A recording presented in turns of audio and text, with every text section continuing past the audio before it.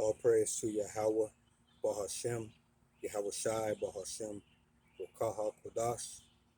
Double honors to my elders, apostles, and the bishops of Great Millstone, where I have learned this truth and where I'm still learning this truth. And also shalom to the other sincere followers of this truth. All right, so today's video is going to be just like the previous one, just a reading in a reading of Psalm the 83rd chapter. But this video is going to be in the NLT.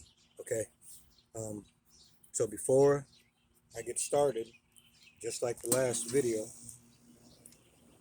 we're going to go into the Apocrypha, which speaks on the importance of going into these words. All right. So reading this in English will not cut it as far as getting all the understanding. All right. You have to go into the Hebrew if you're going into the Old Testament. You have to go into the Greek if you're going into the New Testament. And also, the Apocrypha, all right, is something that was taken out of the Bible, okay? But it is a part of the scriptures. If you look in the 1611 version, which, Lord willing, I will also do a reading of Psalm the 83rd chapter in the 1611 to go through the precepts, okay, that are listed in that book. But in the 1611 and in the Good News version, the Apocrypha is in the Bible. All right, so it has been a part. It was a part of the Bible before the evil one decided to take it out, because it shines a light on them a little bit more. So, but we know as a remnant, Lord willing, I am of that number, right? We know as a remnant that the Old Testament, the New Testament, and the Apocrypha are one testament. All right, when these scriptures were written on the scroll, it was all one testament, testifying of what? Testifying of our Lord and Savior, Yahweh, Bahashem, Yahweh Shai. All right, so Yahweh Shai is whom the world ignorantly calls Jesus, and many other names. I'm not going to go through them. There's too many, and I don't like saying them, let alone thinking about them and all that other stuff. But for explanation's sake, for the truth's sake, I will name that name when I'm speaking of what his name truly is. All right, Yahweh Shai. And his Father, the Almighty, all right, his name is Yahweh. All right, so it's Yahweh. Bahashem is in the name. All right, Yahweh, Bahashem, Yahweh Shai, or Yahweh in the name of Yahweh Shai. Okay,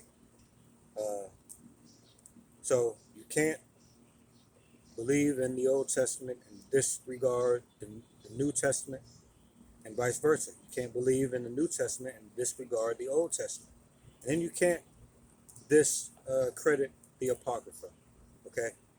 So, with that being said, let's go ahead and go to, in the Apocrypha, let's go to the prologue of Ecclesiasticus.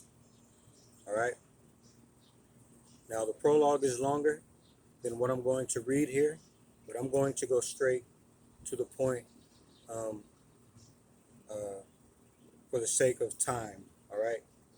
So, it reads, "Wherefore let me entreat you to read it with favor and attention, and to pardon us wherein we may seem to come short of some words, which we have labored to interpret. For the same things uttered in Hebrew and translated into another tongue have not the same force in them, and not only these things, but the law itself and the prophets and the rest of the books have no small difference when they are spoken in their own language." So it is important to go into these words. Come out of the pride of being in America, all right? So this message, this gospel, these scriptures are for the remnant of Israel, All right, like I said in the beginning, I think this is my first time or my third time trying to record this video. I can't remember if I said it at the beginning of this one. If so, it's all right. I'll say it again. That this message is only, or the sincere are only the remnant. All right, only the remnant are going to be sincere when it comes to these scriptures. All right, this is who the gospel, the good news is for. Now, these scriptures are in the whole earth. All right, but the gospel, the good news, is for the remnant of Israel only. So that's not even all Israel. 2/3 of Israel, all right, in America are going to be destroyed and melted along with every other nation uh, when these missiles hit. All right, when the Lord returns. All right, He is going to deliver 1/3 of Israel out of America. Those are the only people that are going to make it out of America. All right, which this is also known as Babylon the Great. All right, and it is also the future location of the lake of fire. Okay, that is where we are at now in America. All right. There was something else I was going to say, so I can't remember right now. So let's go ahead and move on to the Good News translation of that prologue. All right, let's go ahead and move on to that. So in the Good News translation, it is a prologue, but the book is not called Ecclesiasticus in the Good News translation. It's called the Book of Sirach.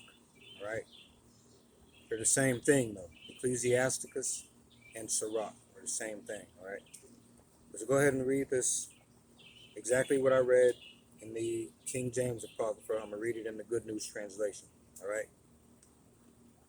It says, "Let me urge you then to read this book carefully and with an open mind, and be patient, and please be patient in those places where, in spite of all my diligent efforts, I may not have translated some phrases very well. What was originally written in Hebrew does not always have exactly the same sense when it is translated into another language. That is true not only of this book, but even of the law itself, the prophets, and the other books. The translations differ quite a bit from the original." So being over here in America, we start getting a little bit of that pride on us, where we think English is the end all be all. Because you understand, because you think you understand the English interpretations, you think that that is the end all be all, like I stated earlier. And that's just not the case. You have to go into these words and the etymology of these words. All right, you have to go back to the Hebrew meaning in the Old Testament. You have to go to the Greek meaning in the New Testament. All right, to gain further understanding of these scriptures. Okay, so why am I reading Psalm the 83rd chapter? It is because in the series, the last series on this channel, all right, was titled "Choose Affliction Over Sin for a Season," all right, or something to that nature. Okay, and in that series, um, this is what was stated. All right, so all of the other nations outside of Israel, all right, and Israel is a people before a place, all right, so keep that in mind. So all of these other nations, or all these other nations of people, okay, have worked hand in hand in making sure that our name would be removed from the earth. And we can read about this in the book of Psalm, the 83rd chapter. All right. So, what other nations? It says all of these other nations, right? Any other nation outside of Israel, they have worked to come against us and erase our name. All right. And they have 2/3 of Israelites uh, in confusion, not knowing who they are. Okay? And this is a time where the truth is starting to come back and gain some light and bear fruit. Okay? So let's go ahead and read Psalm the 83rd chapter in the NLT. Okay? So it reads, a song, a psalm of Asaph. It says, O God, do not be silent, do not be deaf, do not be quiet, O God. Don't you hear the uproar of your enemies? Don't you see that your arrogant enemies are rising up? They devise crafty schemes against your people. They conspire against your precious ones. Come, they say, let us wipe out Israel as a nation. We will destroy the very memory of its existence. Yes, verse 5. Yes, this was their unanimous decision. They signed a treaty as allies against you. These Edomites, all right, and Ishmaelites, Moabites and Hagrites, Jebuelites, Ammonites and Amalekites, and people from Philistia and Tyre. Assyria has joined them too, and is allied with the descendants of Lot. All right. Do to them as you did to the Midianites, and as you did to Sisera and Jabin at the Kishon River. They were destroyed at Endor, and their decaying corpses fertilize the soil. Okay. Verse 11. Let their mighty nobles die as Oreb and Zeb did. Let all their princes die like Zebah and Zalmunna. For they said, let us seize for our own use the pasture lands of God. Oh my God, scatter them like tumbleweed, like chaff before the wind, as a fire burns a forest, and as a flame sets mountains ablaze. Chase them with your fierce storm, terrify them with your tempest, utterly disgrace them until they submit to your name, O Lord. Let them be ashamed and terrified forever. Let them die in disgrace. Then they will learn that you alone are called the Lord, that you alone are the Most High, supreme over all the earth. All right. So, I don't know if I mentioned this on this video either, right? This is my third time trying to record this, but Lord willing, the next video will be a reading of Psalm the 83rd chapter in the Good News translation. All right, please keep in mind the prologue that we read in the King James Apocrypha and in the Good News translation, all right, Apocrypha. In the King James, it was known as the Book of Ecclesiasticus. In the Good News translation, it was known as the Book of Sirach, but it's the same book, all right? Keep in mind that prologue and know that you can't just read these things in English and think that you got it, all right? You cannot put yourself on a high horse thinking that English is the end-all, be-all to these words that you see in these books, all right? Okay? Also, I had another thought, and I think I did state this, but it's all right. I'll state it again, that Lord willing, after the Good News reading, I want to come back because I read it last night in the, I read Psalm the 83rd chapter last night in the 16:11. All right, and then precepts go into, go into what happened to the Midianites. All right, uh, Psalm the 83rd chapter, verse 9, in the NLT says, do to them as you did to the Midianites, and as you did to Sisera and Jabin at the Kishon River. They were destroyed at Endor. All right.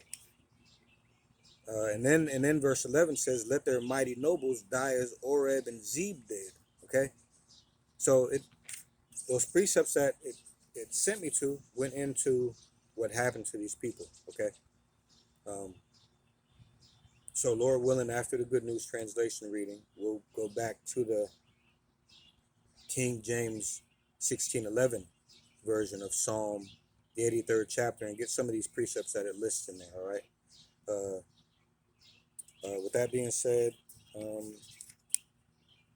yeah, I think that's gonna be it for this video. Just a little quick video today. All right. So with that, I'd like to say all praise to Yahweh, Bahashem, Yahweh Shai, Bahashem, Rakaha Kodash.